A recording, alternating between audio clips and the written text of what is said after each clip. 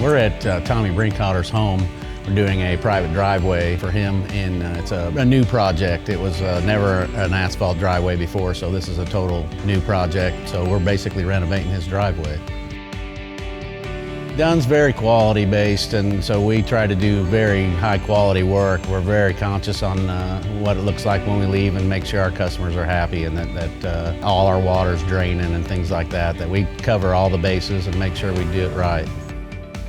Projects like this, my favorite is seeing them finished, so fast, like instant gratification on these jobs. And on private jobs, the homeowners give you feedback immediately. On some of these jobs, we don't know what people think until we're gone, long gone. But on these, we see it, they see it, and then we get to hear from them, and it's really nice. But it's done right. We know it from years of experience, plus when the customer is really happy with it, we know we did it right.